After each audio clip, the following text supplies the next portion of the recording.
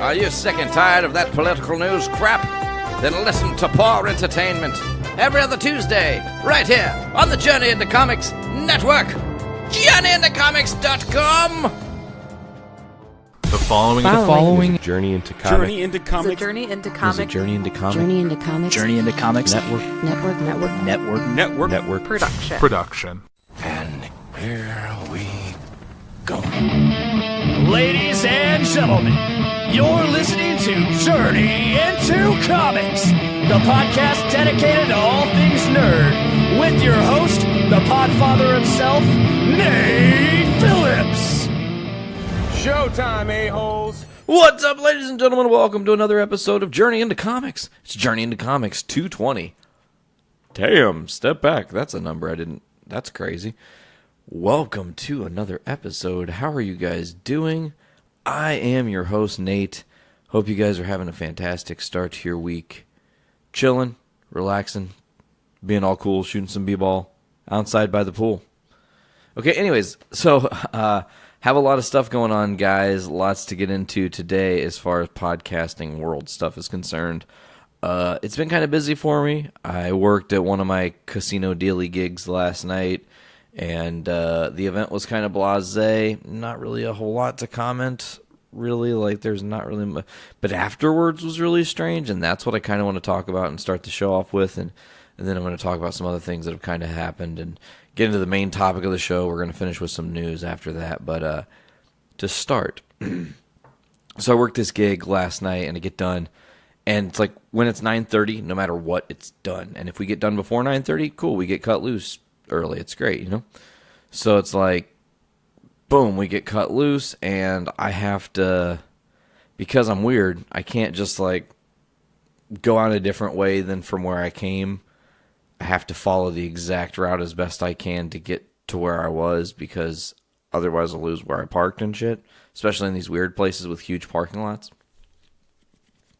So I go, and the funny thing is, when I got to this event, I parked way far away, and it was just like cold and windy, and I was like, oh god, this sucks, cold and windy. I walked the whole way like cold and windy rain, you know, like just like damp environment. And the whole walk-in was just kind of shitty, you know. So I get up to the door, and I like go where I think I'm supposed to be going. I think I'm supposed to be going right. I'm like convinced I'm supposed to be going to the right in my head.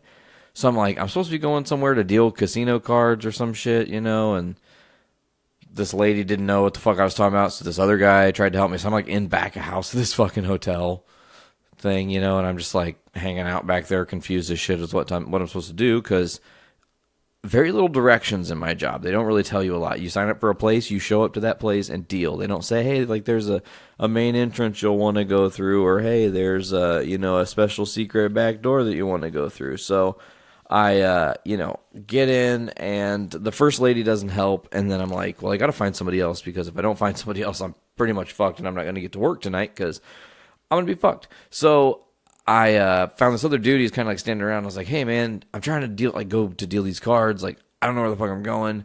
And he's like, hey, the guys in banqueting will help you. They'll know exactly where to take you. So he walks me over to this dude, and this dude's like, you come with me now. He seems like pissed off, and I'm like, bro, I don't work for you, dog. Like, chill the fuck out. I don't even know you. Who the fuck are you?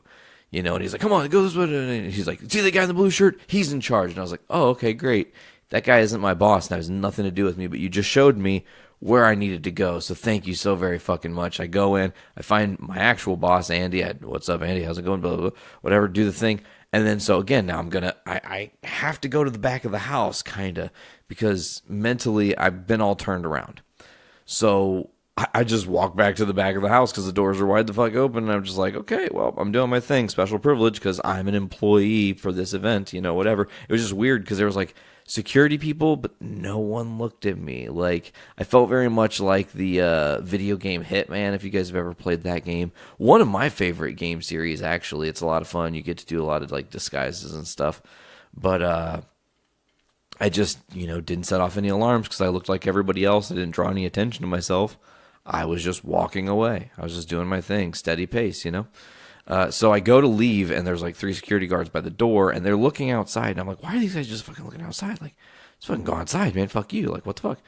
So they all leave the door, and I'm standing there, and I'm looking, and I'm like, oh, it's pouring down rain, like extremely pouring, like monsooning, and it's cold, so it's like wet, or not wet, because obviously it's fucking rain, but it's really, really, really cold rain, like not quite snow, you know? So I'm like, oh, fuck, I don't have an umbrella. I barely have a jacket. Like, I've got my phone and my fucking phone charger that has this crazy base that I now have to protect from the rain. Okay, this is going to be great. Lovely. 3, 2, 1, let's go. I go to step outside. I look down. There's a $5 bill in the rain. Just fucking chilling. I pick it up. I guess this is my reward for walking through the rain. So I just took my time, walked through the parking lot and whatnot, walked through the other parking lot that I had to go to. It was like a 2-minute walk. Finally got to the truck, got in, was like freezing. And then the real drama started because I had to drive home. On my drive home, I saw many accidents. Like there was like one on an overpass with a car that was super crunched up and had fallen a great distance, it looked like, and didn't look like someone could survive that. But I mean, I could be proven wrong, and hopefully those people are okay. I saw another like fucking 6 or 7 cars piled up next to each other with like 3 cops and ambulances and shit. Like there was another car that had been spun out and fucking exploded and had the airbags completely deployed, but I didn't see any people. Like, I couldn't tell there were people in there or not. Of course, I was driving by kind of fast. Like, it must have just fucking happened within the time of me being by it. And then there was another one that was just like a minor little fender bender looking dude or something. Maybe somebody had a flat tire or something. I wasn't really sure.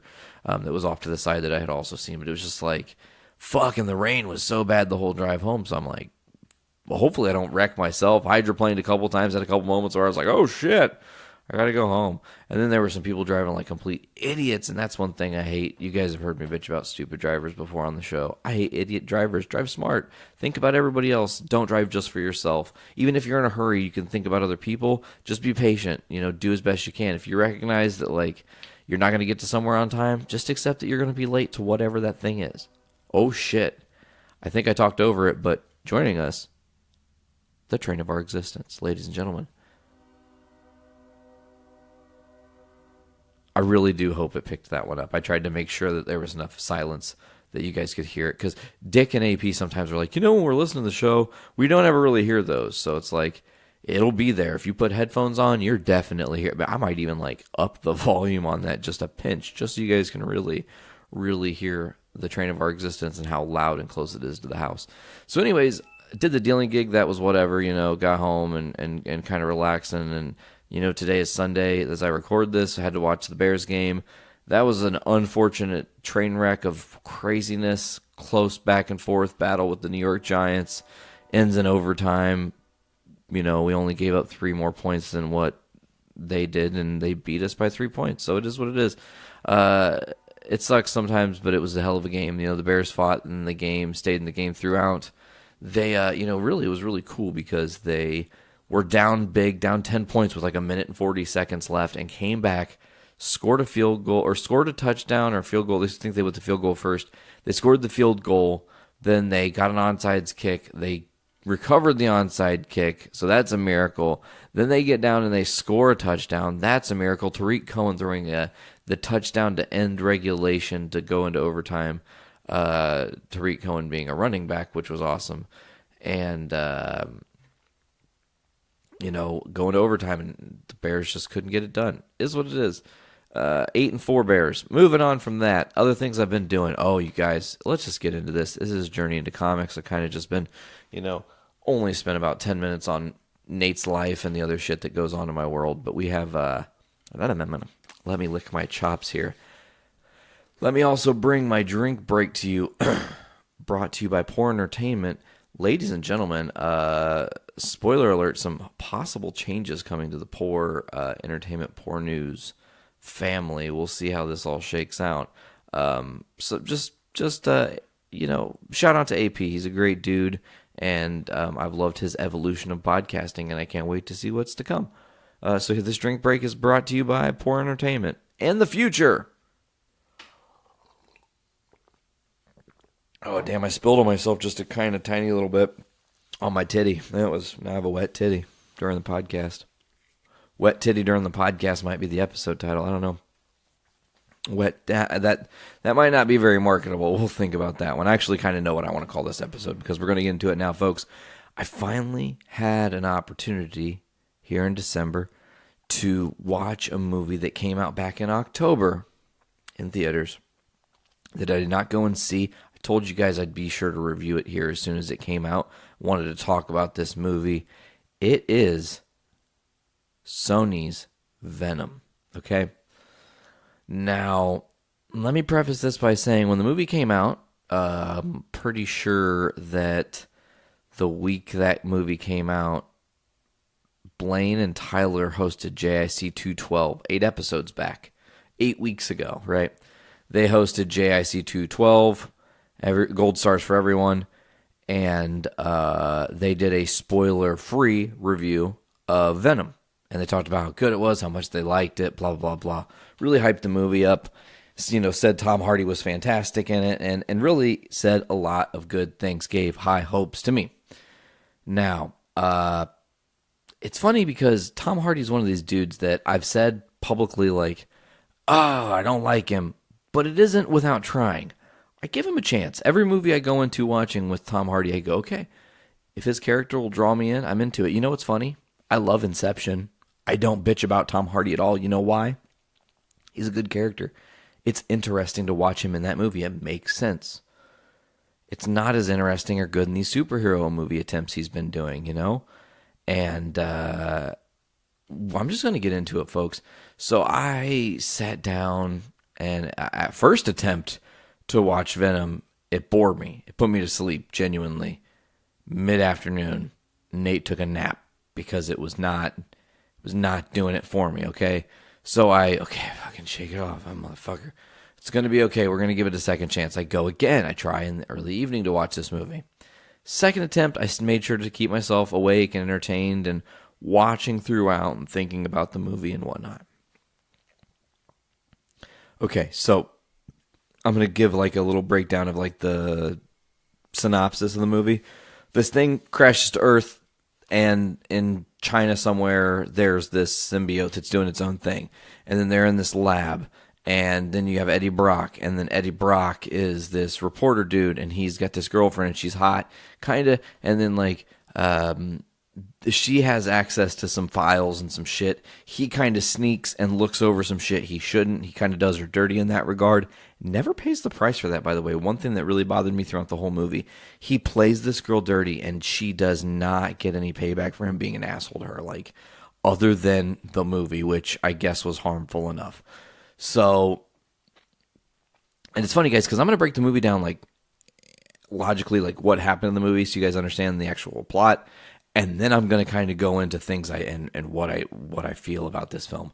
So, he goes to do this big interview with this Life Foundation and this dude who's, I can't think of that fucking actor's name. Riz Ahmad, maybe, I think is his name. Yeah, I think it is. And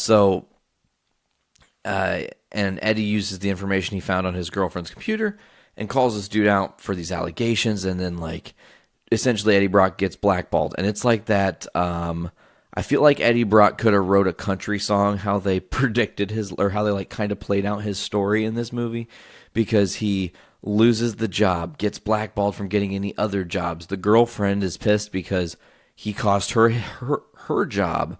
So now she's lost her job as well. And now she hates him. So tells him, deuces, that's something to note. The boss, one big pet peeve for this movie, right out the fucking gate, you guys. The boss for Eddie Brock is like, I'm sorry, Eddie, you shouldn't have done this. Like, this isn't how we operate things. And Eddie's like, I got a feeling that he's a bad guy. And he's like, well, we don't work on, we're not gunslingers in the Wild Wild West, just working on hypotheticals, But then he goes, have a nice life, Eddie. Have a nice life, okay? That's very important. So then when the girlfriend's dumping him, immediate next scene, she also says to Eddie, have a nice life. That's really fucking lazy writing, guys. Within like a minute and a half, there are two have a nice lives in the movie when that's your quote-unquote story arc you're trying to drive home for Eddie, which, let me tell you what, as far as story arcs are concerned, don't come looking for a story arc in this movie because you're only going to find one kinda. We'll get into that in a minute. So, Eddie gets dumped from everything, and he's like, oh, whatever. And he goes to this fucking, and it's kind of like they lay Eddie out with this thing where everything he does, he's being wronged, and there's nothing that he can do to stop it, which really drives the quote unquote loser point home, you know? Oh, this guy's just a mega loser. And here's the thing, it's not believable. Tom Hardy's buff as fuck. Let me tell you something, man. If I was fucking Tom Hardy and my across the hall neighbor was playing some shitty fucking guitar, trying to be great at guitar at like fucking 2 a.m, I'd kick his fucking door down and blow his fucking amp up with my fucking foot through the fucking speaker. That's exactly what I would do, man, if I was fucking Tom Hardy and jacked like that and had no fear. Come on now. You're going to try to get me to believe that Tom Hardy, that he was like, just like, oh, I'm going to freak out, but I can't do anything because I'm just this weak little dude. Like, you're not a little dude, man. You're fucking Tom Hardy. You're buff as shit. Like, obviously. So everything goes wrong for Eddie, and then while he can't find a job and everything's going wrong for him, and he's he keeps like slipping deeper and deeper into the problem of life, the chick from the Life Foundation is like, Eddie, you were right all along, and this dude is really being a dick and testing on people, because we've seen now in one of the other scenes that dude is putting the symbiote in these homeless folks and lying to them. And the first homeless person, the symbiote rejects it. But here's the thing. In the movie, they say that every symbiote is attracted to its host, meaning that it should not have even attempted to bond with the first homeless dude if they weren't compatible. It should have killed him and just taken him out. It was, again, another little thing that's we're going to build into the story of Venom here. So she tells him all about this, and he's like, okay, I'm going to try to help you. And he goes and he like sneaks in with her. Okay. And then he's deep in there and taking pictures of shit. And he sees this homeless chick that he was friends with, who was like on the fucking, she was like living out on the street, and he was going to like get a newspaper, but she had him all these free newspapers. And she's like, it's $5. And he's like, I'll give you $20. Just don't sing to me. But, she's in the like cage. No, let me out. And he like busts it open. So then the thing freaks out and everything, all hell breaks loose. The symbiote, the homeless chick, attacks Eddie, and this is how the symbiote transfer goes on. That's another strike against him. Bang, you fucked up yet again, and we'll talk about that in a minute. So we're getting to all this, folks, I promise. There's so much to discuss here. So we are, Eddie is at home, and this is kind of like the trailer scenes you guys have seen where he's at home, and like everything's starting to act weird, and he's seeing things and hearing voices and getting thrown up against the wall, and what are you talking about, Eddie, or whatever, and then don't open the door, Eddie. And then he goes and opens the door, and then these fucking bad dudes, and then Venom kind of takes over, and this is where we get the real introduction of Venom or whatnot. And then, it's kind of like, okay, so Riz Ahmed's character is pissed that the Venom is gone. He wants to hunt it down. They keep attempting to do it, but keep failing to get him. And, they try, and Eddie goes to the doctor because he, like, in the scene when he's Venom, he's, like, eating trash and shit. It's weird, because the symbiote's hungry or whatever. So jump forward a little bit later in the movie, and Venom's like, oh, it's not bad on Earth. It's kind of cool. Like, I don't want to kill everybody. I guess I'll stay here or whatever. And then also Venom bit the head off a dude, actually. He bit the head clean off a dude a couple times in the movie, and there was never blood. Okay, again, something that just doesn't compute with me. I'm not going to let it slide. We're going to get into all this here in a second. So, Eddie is doing his thing, and then eventually he is, ends up going back to the ex-girlfriend who's got a new boyfriend, and there's like one pretty funny scene with lobster tank, and Eddie Brock sitting in a lobster tank and starts eating a live lobster. It was fucked up and weird, but kind of hysterical too, all the same. So then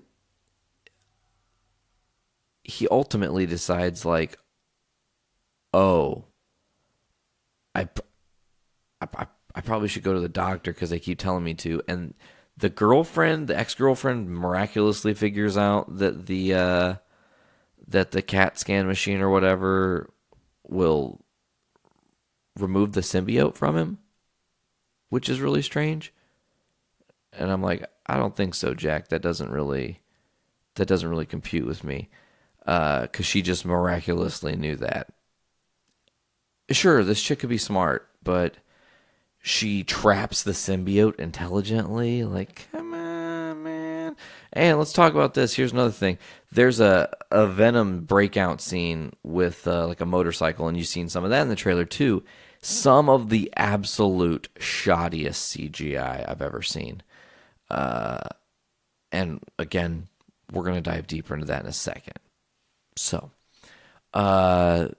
ultimately, Riz Ahmed's character gets linked up with the Chinese lady symbiote from the very beginning of the movie. She finds her way to America through a little girl. What the fuck, like the symbiote does. And then Riot is born. So then Riot has this other plan that he's going to go and do what he can to shoot this rocket into space to bring all the other symbiotes back to Earth to inhabit this planet and take it over. And Riot's like got this like arsenal of weaponry built into him or whatever.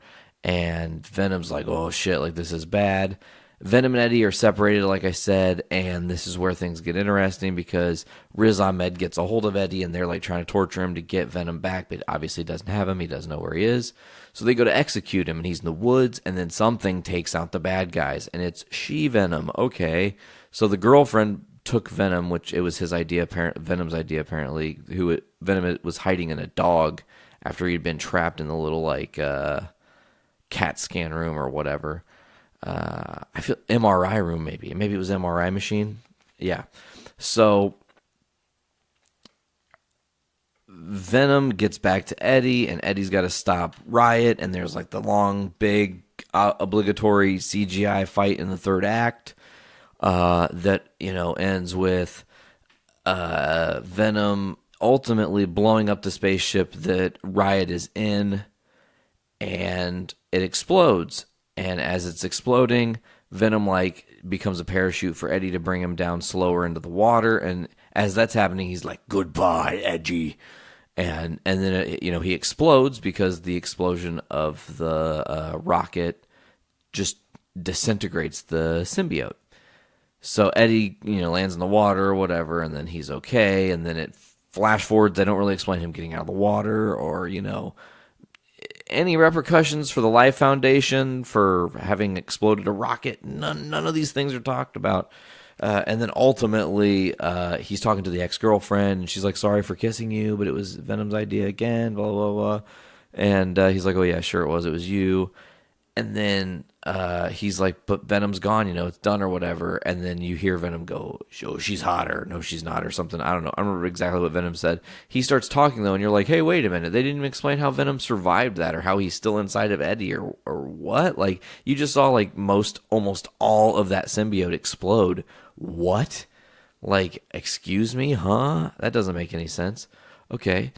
So then he goes to the little Asian lady's head shop there to get some stuff, like back at the beginning of the movie where he had been wronged and heard her, or where he had heard her get wronged, but he couldn't do anything.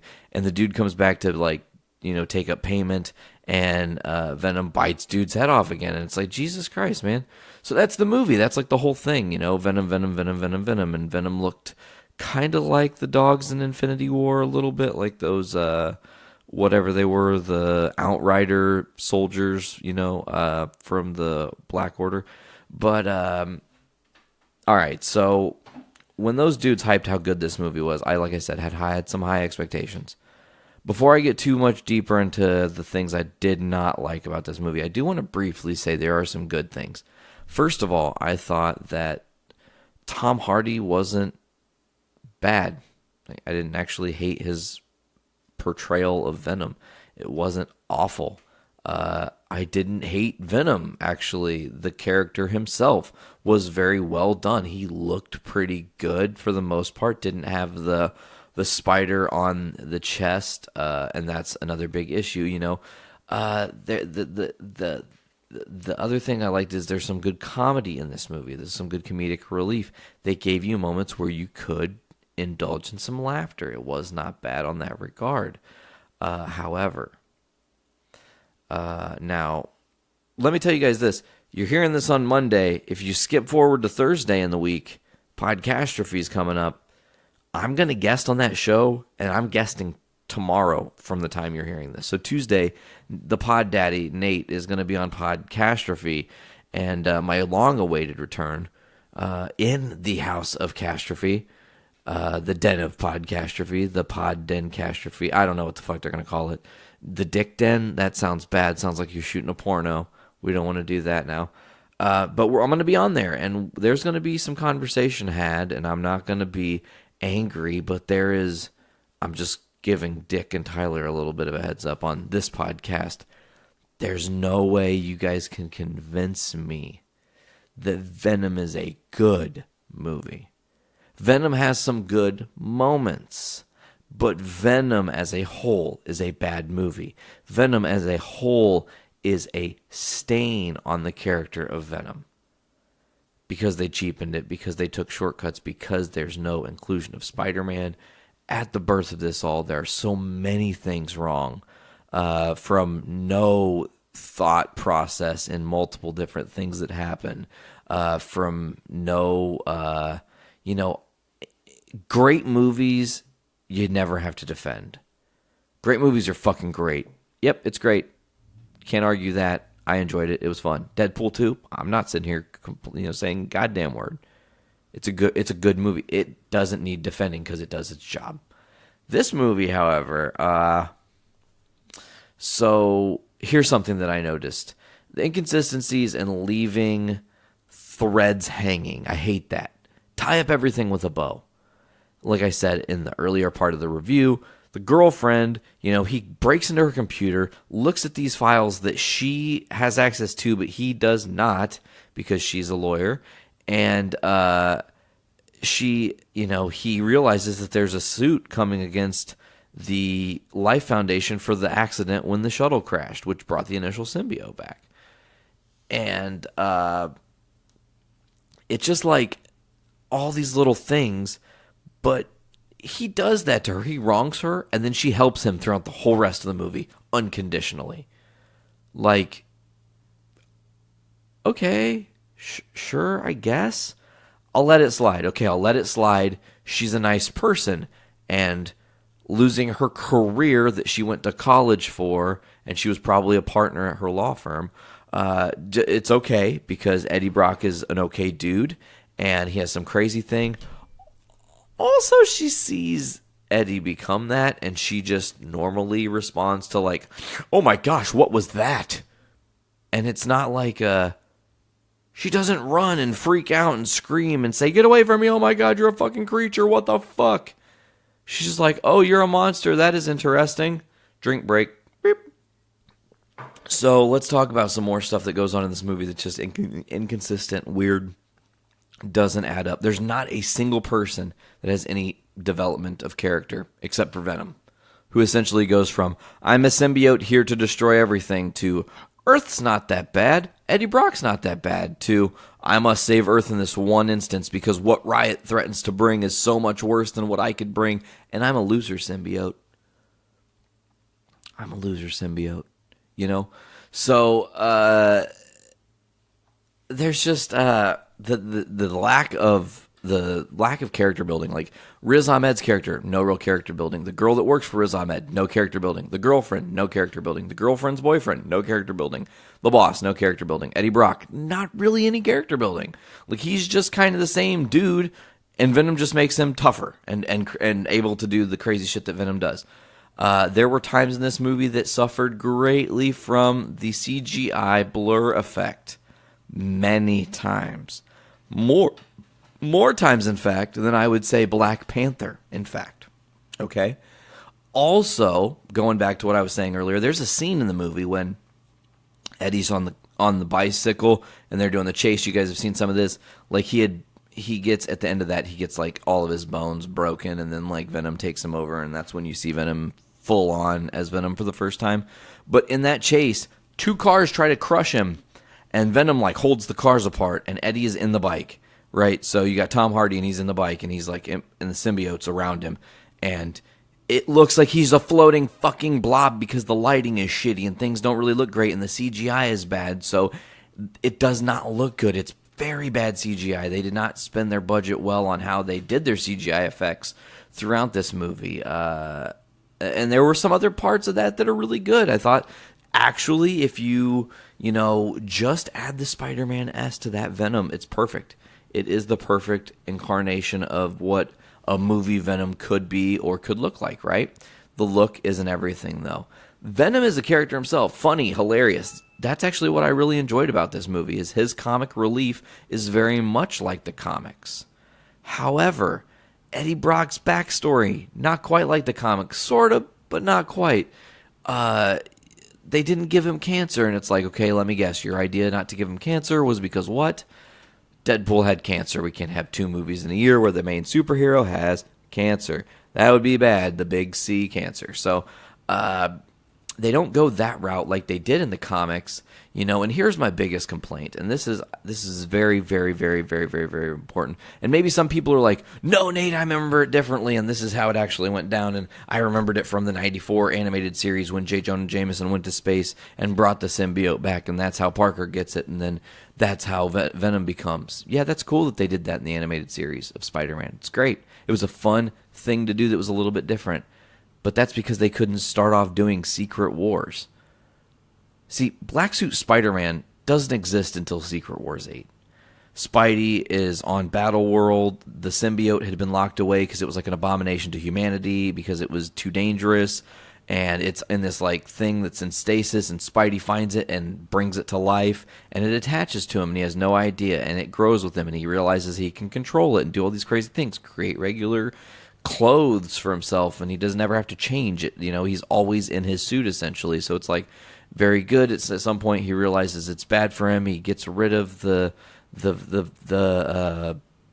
symbiote, and then he keeps the black suit and the look. The look of the black suit remains. Like he still dug it, so he kind of like fashions up a black suit that looks like how the Venom suit looked.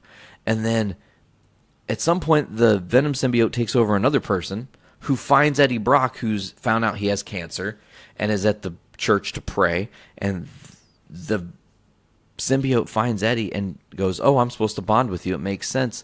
Boom, bonds with Eddie, makes him stronger, and then he starts training. So Eddie Brock, though, had this other backstory where his big lead got kind of fucked up by Spider-Man and Peter Parker. So he has this, like, reason to hate Peter and whatever. So it's like this double thing. The symbiote hates Peter. Eddie hates Peter. It makes him much more dangerous, And it's like, sure, this movie had like that anti-hero, Venom's the good guy begrudgingly kind of thing. And that was fun and all. But this is a good movie for dumb people. Like, it's vapid. There isn't a lot of thought to the plot. Like, there are a million other better stories and better ways you can do Venom that would have done it so much more justice. Even briefly mentioning certain characters and their names and whatnot would have been better. Like, only character we get from the entire Spideyverse that isn't locked directly in clutch with Venom is J. Jonah Jameson. His son, John Jameson, is one of the people that's in the wreck that brings the initial symbiote. Or symbiotes, I guess. They all come in one go, right? So, what I forgot to talk about was the after credits sequence, and that is another big, giant, rotten stinker. Because here I am like, okay, this movie had some entertaining moments, not a good movie. Had some entertaining sections, not something I would ever sit through willingly again. So it's like, okay, fuck. We got to talk about this after credit sequence, and I kind of already knew what it was. Like, I'd spoiled myself on what the after credit sequence was. I'd read about it, but I wanted to see it in action and see how it played out and actually think about it from my own perspective. Obviously, I want to give my own take on it. So Eddie's riding up to this San Quentin prison. He's on his bike, and he's like, hey, man, this is a me thing. This isn't a we thing, to Venom. And Venom's like, oh, come on, I can be helpful. And he's like, no, this is just for me. It's a big interview or whatever. I got to do it right. So he goes and he talks to this dude who's in the jail in San Quentin. They take him to this like dungeon-y place. in the dungeon he plays, there's a cell, and in the cell is a smaller cage that's a cell, and this dude is in like ultra solitary confinement, like fucking purgatory. And it's this guy, and he's talking about, do you want me to turn the serial killer up for you? Because I can, or I can just be chill. Like, doesn't matter, blah, blah, blah. All the people I've killed, all the things I've done. You know, I'm going to get out of here someday. You quote me on that, Eddie Brock. One day I'm going to get out of here, and there will be carnage. And I'm like, come the fuck on. This is the Robin shit from The Dark Knight Rises all over again. A one-line drop to kind of tease the possibility. Okay, Woody Harrelson. No, terrible choice for Venom, or for Carnage. Here's why. He's not a natural redhead. He did not look good in that wig. It was just bad. Sure, you want to expect him to play the CGI version, and maybe that's where you should have cast him and had somebody else do the normal side of Cletus Cassidy, the human side of Cletus Cassidy. But I don't like the one-line drop.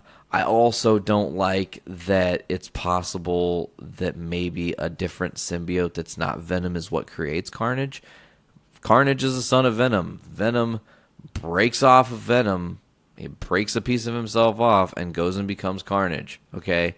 Because the symbiotes, they are asexual, so they, they reproduce like once every generation, like every 10 years. So he creates Carnage, okay? And then at some point, Carnage creates his own son, Toxin, who is the grandson of Venom, right? So you've got all these symbiotes, and there's all these things, and I don't think they're going to do them right.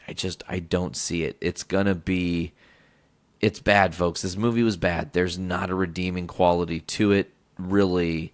There were moments in the movie also where Venom looked like the Darkness. If you've ever played that game, The Darkness is one of my favorite series, seriously, like all time. So there were moments where I felt like I was seeing the Darkness and not Venom, when the Venom had come around and talked to him and whatnot. It was just if I were to rate this out of 5 stars, I'm gonna say I give Venom a 1.5 out of 5. And the 0.5 extra is for comedic purposes. I don't hate Tom Hardy in this movie. I think he did okay. There are some other casting choices I'm not really thrilled with. Lack of any real substantial story throughout really bothers me. Like the fact that there's not something deeper in this movie. Like, okay, sure, it was entertaining. But when I'm not trying to sound like I'm uppity or some shit. But I like substance to my stories. I like thinking on a story when it's done, or I like trying to understand the motives or understand the reasonings and whys, and there's none of that in Venom. It's just like, yep, this symbiote took over this dude and fought this other symbiote and blew him up, and that was pretty much the movie. And no cops were involved. No real craziness was involved. Like you don't see the news reporting on a ton of the movie just didn't have it all for me. It wasn't. I don't know how this movie has made so much money, and we're going to talk about that in a minute as well, because I've got some stuff here I want to talk to you guys real quick about. And Tyler, he's going to be like, oh, fucking Rotten Tomatoes, fuck them or whatever. But Rotten Tomatoes, they are the best place to get some reviews because it gives people kind of like that thought across the board. So I don't know how Venom makes $843 million in 2018 in a couple months here, making it the 5th highest grossing movie of 2018. Obviously Infinity War topping that, Black Panther 2nd, Jurassic World Fallen Kingdom at 3rd, Incredibles 2 at 4th, and Venom rounding that out at 5th, meaning that the worldwides of 2018, Venom actually beat out Deadpool 2. But I don't understand how, and I mean that because the tomato meter gives it a 29%. It's rotten. It's rotten, folks. 82% gave it a fresh count, but there are 203 counts of rotten, an average rating of 4.4 out of 10. Now, the audience score gives it a 80%, an 86% that is, 4.3 out of 5 as an average rating with 33,000 people talking about it. But it's like, let's see what some of these reviews say. Let's see if there's anything that hits home. The Venom symbiote requires a perfect match to bond with its host, otherwise the host is doomed. The Venom movie plays like a midnight horror that has invaded a superhero movie. While there are some laughs to be had, it's far from a perfect match. Bingo, that guy gets it. Is it a comedy? Is it an action film? Venom makes no pretense of being anything more than a superhero film, trading the thematic material presence in most major superhero ventures for biting off people's heads. Again, no blood there. Feels like comic book adaptation that was scripted in the late 90s, filmed in the mid-2000s, given CGI facelift in the last couple of years, but not a good one. That's actually a great thing. I do think it has that like 90s script, but filmed in the like it could have been in the X-Men era for sure. Venom is fun, but it's not good fun if you understand. Yeah, it's like a movie that's fun to make fun of. Like, oh my God, how can they make that such a terrible decision? Oh my God, how can they do that stupid thing? Like, are they even trying? This is lazy writing. This is poor editing. This is poor thought process throughout. You know, it's just like they did not do it for me on any token. A dumb script, bad CGI, poor plotting, all combined to make the film that feels as though it's a bad joke at someone's expense. But yeah, I'm not a fan, guys, and I don't think, you know, I always say this, and I will say it again. Go do your own research. Watch the movie on your own time. Give me your own opinions. But to me, this movie is unredeemable. I cannot wait to blow this up and deeply talk about it with the guys on Podcastrophe tomorrow, as you're listening to this. And Dick and Tyler, it's going to be a good show, guys. I can't wait. Be prepared to go a real long time. We got lots we could probably discuss and nerd out about and whatnot, and I'm just going to let you guys run the show, and I'm going to hang out and have a good old time. So, guys, that's it for my Venom talk and how frustrated I am at that shit. I have some other news that I need to cover. We're going to do that now. Here we go. Oh, also, I want to briefly mention, I'm going to do a quick spoiler on some shit, guys. I'm going to break something else down for you, because if we're going to do a quick rant on like Venom not being good, there's another thing that happened in the comic book world that I think was not super good, and that is the mid-season finale of The Walking Dead. While I have not actually watched a single episode of series, 9 now, I guess, I've been kind of keeping tabs and reading some of the things that have been going on and whatnot, and Rick Grimes' departure and all these things. But the thing they did most recently is unforgivable, and I'm really hopeful that, you know, this show ends soon, because it's losing steam. They fucked up. They should totally have kept the comic book story. I say it every time, you guys. It's such a good story. The story of the comic book, literally, go read it. Like, read it from episode or issue 1 to issue 189, 85, 86, 186, I think it is. That's getting ready to come out in a couple days here. So, and we're gonna get caught up on the. Don't worry, guys. We are gonna eventually get caught up on The Walking Dead. I'm kind of letting a couple issues back up. I need to go see where the last episode or last issue we discussed was, and then really dive in and catch you guys up on everything that's happened since then, which will be a great reread for me. I've already read these all once, but just to kind of dive back in and get even further into it. So, The Walking Dead, what did they do? They fucking killed Jesus, man. What the fuck? Jesus is one of the best characters in the comic. One of the best characters in the entire comic arc. He's some of the most poignant scenes in the story. You murked his ass out at the jump of the Whisperers? That's it? That's your grand play? You stupid fucks? Come on, man.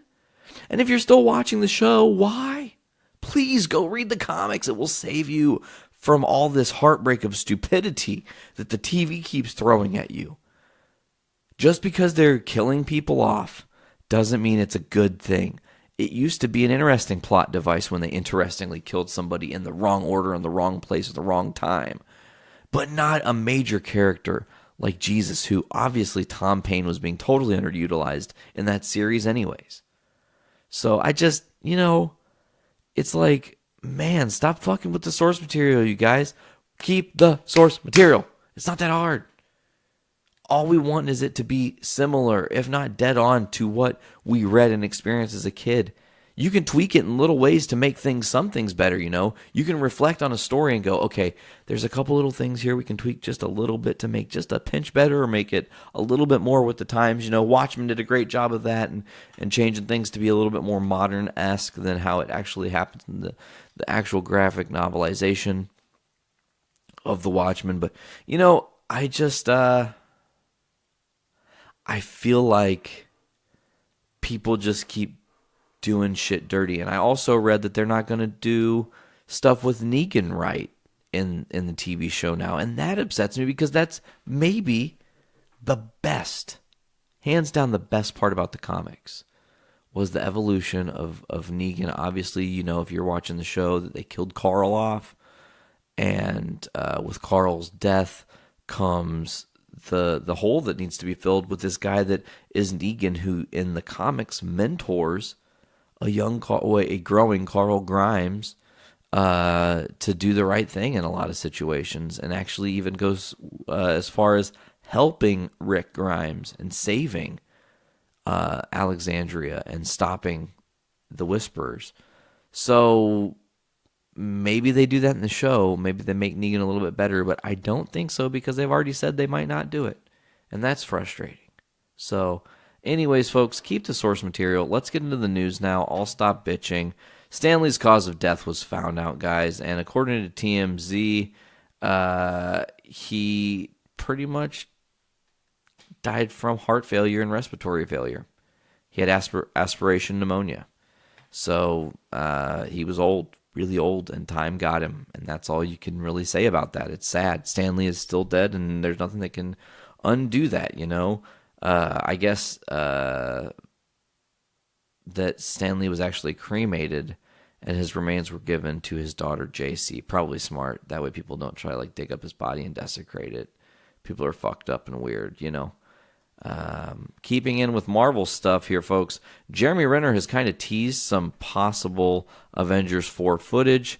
He was at an event. What was the event here? He was at Tokyo Comic-Con and revealed that he'd be seeing footage of the movie here in a couple short days, but he said, quote, "I can't tell you anything."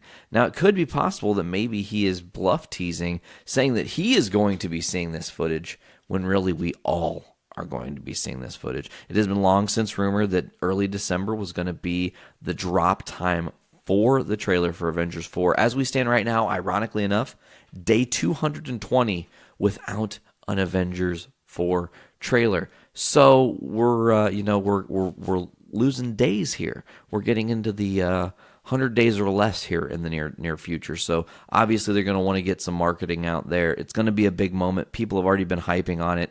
It's really interesting because it's like a never-ending hype bubble. They know that they can let this thing build to a fever pitch because Marvel Comics, Marvel Cinematic Universe is the hottest thing in superhero movies, and it's one of the hottest trends in all of movies. Obviously, you can see that with how the box office numbers blow up for these things. Marvel comic movies done right, and fans turn out in droves. Sometimes they slip stinkers through. Iron Man 3 did get through. It's not the greatest movie on Earth.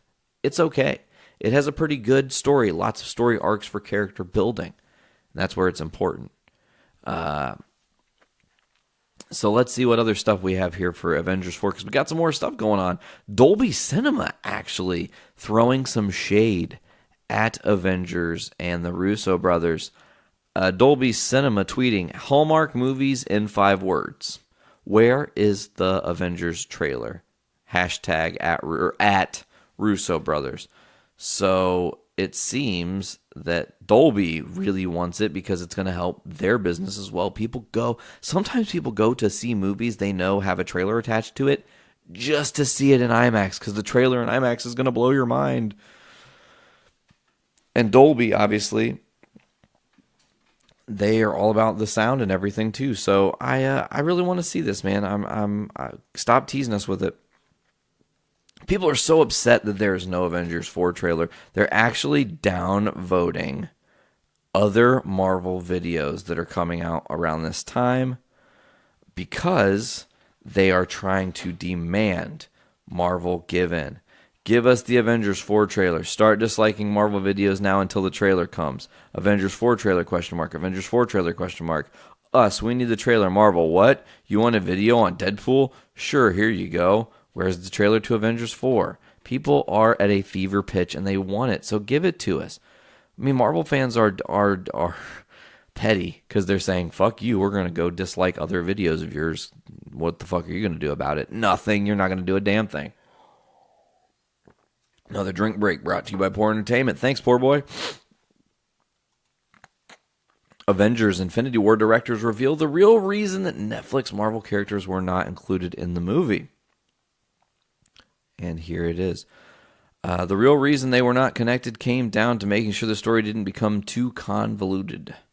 According to a panelist, they talked about involving the Netflix Marvel characters in Infinity War, but they say it was too complicated to correlate story between not only the Marvel films in production, but also the TV productions. They decided the best way to tell the story was to keep it MCU. It was also revealed that Hugo Weaving was asked to return and reprise his role as Red Skull, and that's all the Russos would say. I'm assuming he turned it down. The Soul Stone was the last stone in writing for them to come up with. Damn. It's interesting. The reason that they didn't use the Netflix characters because it is possible they've all been dusted. As folks, I'm sure you've heard, Daredevil 4 joining Luke Cage season 4, I think, or 3, Iron Fist season 3, and Daredevil season 4 not being renewed at Netflix, canceled in fact by Netflix. According to a new report from Deadline, Daredevil has officially been canceled after 3 seasons on Netflix. Marvel's Daredevil will not return for a 4th season on Netflix, the company said in a statement to Deadline. We are tremendously proud of the show's last and final season, although it's painful for the fans. We feel it best to close this chapter on a high note. We're thankful to showrunner Eric Olson, as the show's writers, the stellar crew, and incredible cast, including Charlie Cox as Daredevil himself. We're grateful for our fans who have supported the show over the years. While the series on Netflix has ended, the 3 existing seasons will remain on the service for years to come, while the Daredevil character will live on in future projects for Marvel. Ooh. So see, it's like a tit-for-tat thing, because does that mean in saying that he could live on in future projects for Marvel that he could show up in the MCU now? Does it mean that he could have his own solo movie now? I mean, you've done the Netflix thing, you've tried it, it didn't go bad necessarily. I haven't even watched season 3 yet, honestly. I need to catch up. Shocking, though. They're not renewing for a 4th season. I'm just, there's actually, I do want to mention this, that there's an industry expert, Alan Sepinwall, an illustrious industry writer and chief television critic for Rolling Stone, kind of outlines the fact that it is very possible for Disney and the new Disney Plus streaming service to start over from scratch creatively. He wrote back in 2014, said that it was a doomed partnership, citing Disney's foray into the booming streaming business as the cause, which of course we're seeing. So it's like almost like retaliation. You see Disney Plus come out, Luke Cage, Iron Fist, Daredevil, all been canceled. Marvel has released an official statement. Marvel said on Wednesday, Marvel is extremely grateful for the huge audience that loved Marvel's Daredevil. From the moment of young Matt's first act of heroism to the birth of Paige, Murdoch, and Nelson, it has been an unbelievable journey. We are incredibly proud of the amazing showrunners and writers, starting with Drew Goddard and Stephen DeKnight, Mark Ramirez and Doug Petrie, and Eric Olson, Charlie Cox, Deborah Ann Wool, Eldon Henson, Vincent D'Onofrio, and our cast who brought our characters to life with such excellence, and every one of the fantastic crews in NYC. We look forward to more adventures with the Man Without Fear in the future. So what's going to come next? Will it be that? Will he do a movie cameo? That would be awesome. Will he maybe appear in Agents of S.H.I.E.L.D.? That would be cool. I don't think that's going to necessarily happen, but we'll see. I think the Disney Plus thing's a good idea. Hulu could happen possibly. There's other deals Marvel has. Solo film, as we said. Oh my God, a Daredevil Spider-Man team-up movie for the 3rd Spidey would be dope if done right. maybe Peter Parker fucks up and does something stupid, has to have some legal defense. His legal defense turns out to be Matt Murdock. Matt Murdock kind of can sense Spidey. Spidey can sense him. You know, they end up bumping into each other in the night. There's the reveal that they know each other already. Like, oh, it's me, Peter. Oh shit, it's me, Matt Murdock. And then they can go and like stop some baddies. Maybe even stop Kingpin in a huge heist type movie. That'd be interesting. Does this all mean, though, that Netflix is also preparing to cancel Jessica Jones and stop it from having a third season, stopping it from having a fourth season because the third season is actually currently in post-production right now? And The Punisher, will they stop it from having a third season because it's currently in its second season post-production right now as well? I don't know, but I do think that it just makes sense. They're all going to get cut. Kind of, we're at the point right now where Netflix is kind of making a stand and saying, look, you're going into your own streaming service. You're going to have all this attention. You're going to bring characters we've asked for. Maybe you gave us these kind of like B-level characters to fuck with, and limited what we could and couldn't do, limited how much we could connect to the MCU. In actuality, maybe it's better this way. Maybe Disney Plus having a surplus of characters to play with entices people. Like, oh shit, well, you can go see fucking Vision and the Scarlet Witch. Oh, that's a spoiler alert because that's what's coming up next. Vision and the Scarlet Witch is reportedly set to premiere in 2019, meaning it's probably got to get into production here soon. A report from Deadline reports that Scarlet Witch will be in a show called Vision and the Scarlet Witch. It will be launching. The character will be a title character for the first year with the launch of Vision and the Scarlet Witch, a Disney streaming services series. Deadline's Jeff Bocher wrote. So it seems like it will be like The Mandalorian, probably Loki, Vision and the Scarlet Witch, and maybe one other thing. Who knows? That will be like kind of the debut of Disney having their own service. See, it's interesting because these solo streaming services have libraries. For example, DC streaming, a lot of, if not all of the DC stuff is on there. So it's all in one place. If you're a fan of it, you're consuming direct from the source. That's amazing. Same can be said about Disney Plus when this comes out. You'll be able to get it direct from the source. So to see what's to come for Marvel and stuff, I'm really looking forward to. As I was saying though, with the Disney Plus thing, you've also got The Mandalorian. To talk not about Mandalorian, but to also talk about Episode 9 that's coming. There was a picture. And I got to like look at this, I guess, but it was, let's see. I'll just read this. I'm going to actually read this article, folks. Star Wars fans still awaiting official look on Episode 9, instead having to settle for a number of grainy, out-of-focus leaked photos from the set, while A Wrinkle in Time director Ava DuVernay has given us our best behind-the-scenes look at the film, sharing a photo of second unit director Victoria Mahoney's production office. She posted a series of images in Mahoney's office, with the image posted to the walls immediately catching our eye. It's unclear how an individual in a pink fur coat with a Darth Vader helmet could inspire the upcoming film, but we can cross our fingers that such a character makes a cameo. Another image that jumps out to us is the iconic opening crawl. While we couldn't help but hope this was a tease for the official crawl for Episode 9, it's actually the crawl from Force Awakens. Other recognizable images include a still from Aliens, 2001: A Space Odyssey, as well as images from the interior of the Falcon. It also makes sense that she shares her enthusiasm with the project, as she was the one who originally confirmed news of Mahoney's involvement as the second unit director. So, yeah.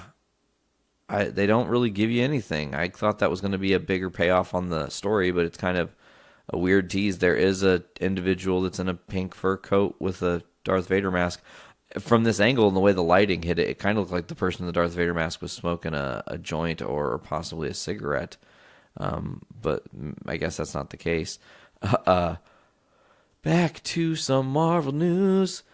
Spider-Man Into the Spider-Verse launching with a 100% score on Rotten Tomatoes. The first reviews for Spider-Man Into the Spider-Verse have arrived. Currently, it's fresh at 100% on the tomato meter with 18 reviews. Let's go to it. Let's read some reviews. Let's talk about it. This is pre-release hype. 94% of people wanting to see it has 100% tomato meter review. 53% counted fresh. So, The greatest triumph and biggest surprise of the film is that it is an LSD freakout on par with 2001: A Space Odyssey, the best standalone film to feature the iconic character so far. Spider-Man, these are all separate. I'm just reading them fucking top to bottom. Spider-Man and the Spider-Verse represents some of the best superhero storytelling on the market. This is the 7th Spider-Man feature film in 16 years, but this universe has rarely felt so fresh. The film's wild and contradictory aesthetics, elements of which clash against each other like some kind of dissonant cartoon jazz, dazzling explodes the outmoded idea that superhero movies have to look a certain way. Another person, what distinguishes Spider-Man Into the Spider-Verse in the end is that it takes the mission seriously, even when it's being transparently silly. Another review saying, though through irreverent humor, progressive creative choices, and emotion, Spider-Man Into the Spider-Verse succeeds in expressing that anyone can wear the mask. Another person saying, living in this curious intersection between stop-motion animation, comic book styling, and street art, Spider-Verse comes closest to the sensation of reading a comic book. Another person saying, at a time when superhero movies are everywhere, and many have become jaded to the tales of costumed heroism, Spider-Man and the Spider-Verse explodes on the screen with a new lively take on the character and the genre. So colorful, I just want more of it. One of my favorite movies of 2018, period. Into the Spider-Verse is one of the best movies of the year and one of the best animated films ever. Into the Spider-Verse is a remarkable achievement and is one of the greatest superhero movies ever made. Holy shit, man, people are hyping this. And that was just the first few. And I really, really, really want to see this movie. It does come out, what's the release? Like the 14th, December 14th. So it's going to kind of come out during a really, really busy weekend for me. I really would have liked to, maybe I can still find a way to pull that off. I don't think I can, but we'll see. I really wanted to see this movie, but I don't think that's going to be happening. We'll see. We'll see how that all plays out. Maybe I can go stag and see it in theaters the night it drops. Written by Phil Lord, directed by Peter Ramsey and Rodney Rotham. Sony Pictures released. Jake Johnson is Spidey. Liev Schreiber in the movie. Man, I'm looking forward to Into the Spider-Verse, folks. Legit. Another movie I'm looking forward to that comes out 2 days before that, 9 days from now, actually, is Deadpool, Once Upon a Deadpool. It officially has been released that it has 20 minutes of new footage that they filmed for the movie, as well as they took a funny, cheap shot with Julian Dennison saying that this was one of the best movies of 2018, and no one died at the end, which, if you've seen the movie, you can confirm is absolutely true. Now, one thing they can also say with one of the most recent trailers for Once Upon a Deadpool, they censor Fred Savage saying, and I quote, "This is PG-13 and we only have one F-bomb. We have to use it wisely," or something to that effect.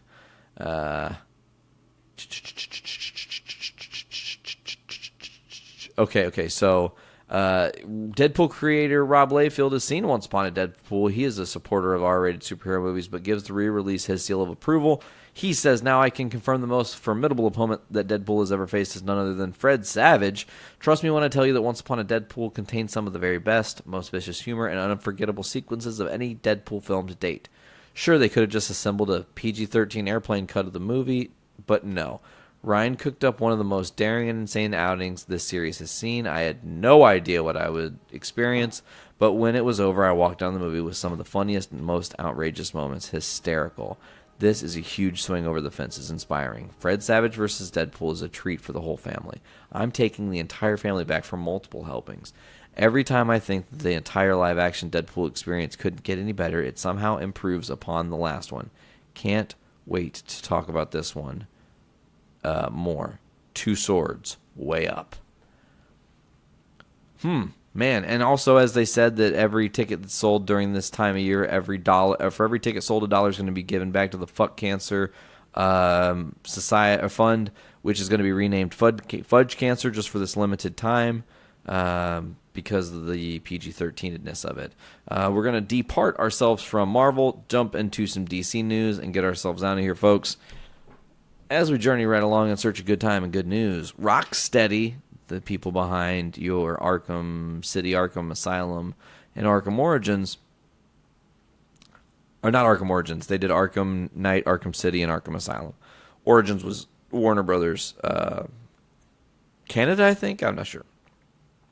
Rocksteady has said Superman is not the next game they are working on. Today, Rocksteady confirmed that it is not only revealing its next game at the Game Awards in 2018 on December 6th, that's only 3 days away, but that the next game will not be Superman. It begs the question, what is the next project? Presumably it's DC related, but at this point it may not be.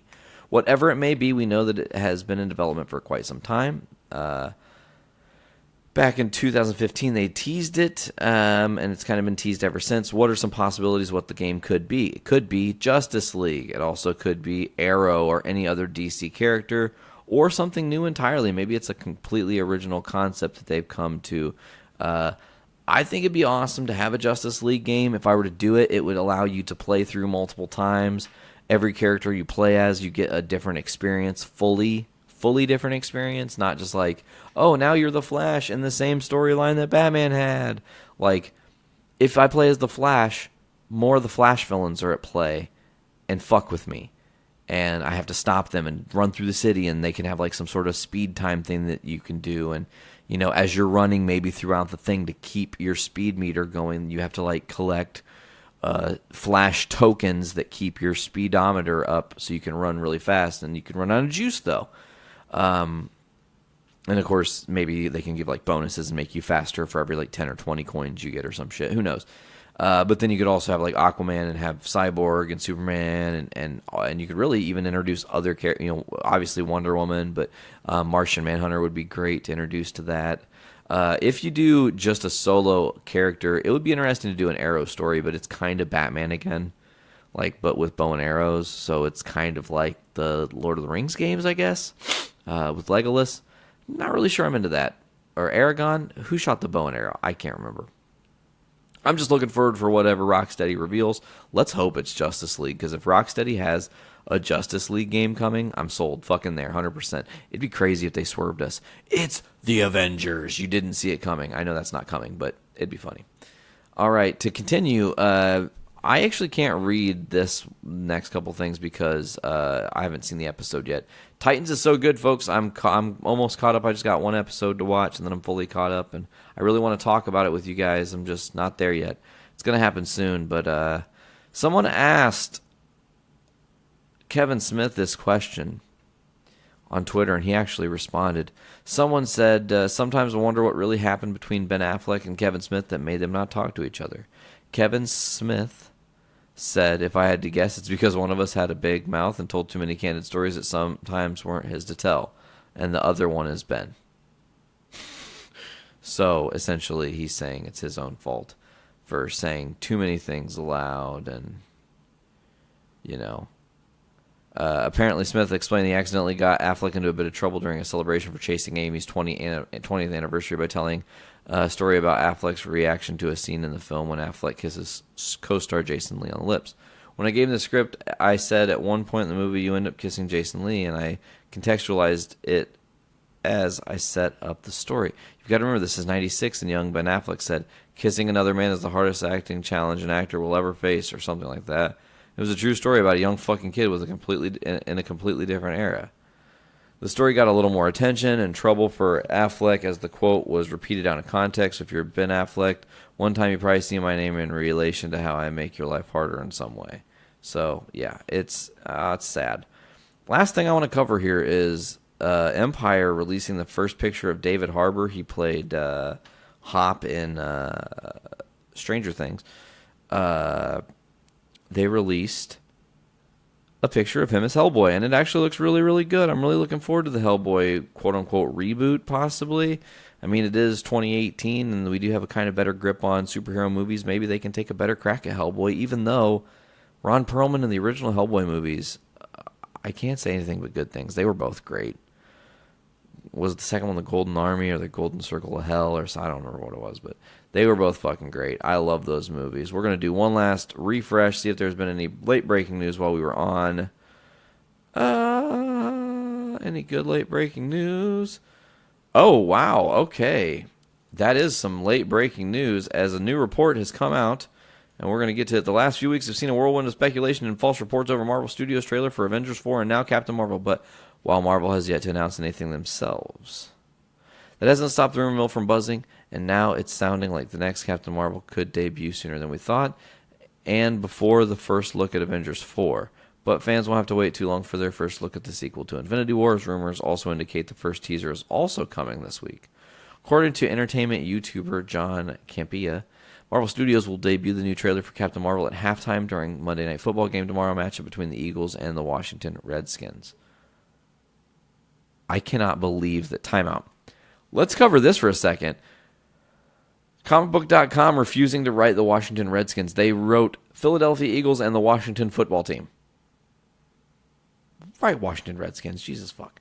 Marvel fans and blogger Daniel RPK and Manabyte have also been dropping teases all week, confirming that Captain Marvel news in the wake of the Campea tweet. They also purported that the Avengers 4 trailer will come out on Wednesday, December 5th, possibly during the episode of Good Morning America. Of course, until Marvel Studios or Disney proper actually confirms this, we cannot reasonably say that fans should expect it, but they might not announce it in advance as they normally do, considering Disney's recent track record. Fans knew to watch the episode of Good Morning America in advance because Disney promised the first teaser trailers for both Infinity War and Captain Marvel. They also advertised the first trailer for Star Wars The Force Awakens and The Last Jedi before they debuted during Monday Night Football broadcast. The Lion King has made a surprise debut during the Fox Thanksgiving NFL game, and the first trailer for Artemis Fowl debuted the next day without any sort of announcement. So, will we see these? Hopefully. Hopefully in the next couple days we're going to be getting some new stuff. And I can't wait to get it. I would love to be able to break some news and be like, you guys, it officially happened. Infinity War is out. The sequel to Infinity War trailer is out. Avengers 4 trailer is here. You guys, we have to watch it, but it's not here. And I'm so sad and sullen. So that's going to do it for this week's episode of Journey into Comics. This was Journey into Comics 220. As always, you guys can check out the Journey into Comics network at journeyintocomics.com, where you get the podcast. You get all the different podcasts on our network. Journey into Comics, Poor Entertainment, Poor News, Journey into Wrestling, Foodies Watching Movies, Adulting Ain't Easy, Podcastrophe, Kids for Sale, The Voice of Survival, Gallop Radio, Brews with Dudes. New shows coming in January, folks, we promise. You guys can get us on iTunes, Podbean, Stitcher Radio, Google Play Music, or Spotify. Just search Journey into Comics Network. You'll get all those shows that I said. If you subscribe, we release a show every day of the week. We have a schedule. It's consistent. Every Monday, Journey into Comics. Every Tuesday is a Pour show. That's P-U-H-R. It's pronounced Pour, in case you didn't know. Wednesdays are reserved for Foodies Watching Movies, Adulting Ain't Easy, or Journey into Wrestling, which is going to be returning to Wednesdays here very shortly after just releasing the last Sunday episode yesterday. Podcastrophe is holding down the fort on Thursdays. Kids for Sale. Fridays, opposite, either the Voice of Survival podcast or Gallif Radio. Brews with Dudes on every single Saturday. Best of the week on Sunday. Folks, where do you get a podcast network with that much content in one spot? Nowhere, just us. That's it. We're the ones working like this. Bam, we're the best. Anyways, folks, also go to our Patreon, patreon.com/Journey into Comics. Give us $1. Early access, exclusive content can be all yours. There's other tiers as well that can get you t-shirts, stickers, all kinds of different crazy stuff. Private phone calls with me where I can help you learn how to become a better podcaster if you're just getting into this for the first time and need to learn some shit. I don't know everything, but I know some stuff. And oh my gosh, folks, can you believe it? We're just a little over a month away from the 5-year anniversary of Journey into Comics podcast. Man, it's been crazy that I've been doing this for that long. Wild for sure. All right, folks. Well, I think that's going to do it for this week's episode of Journey into Comics 220. It's a good movie for dumb people. I've been your host, Nate. We will see you guys later. As always, tip your caps back. Fill your brains with shit. Later, guys.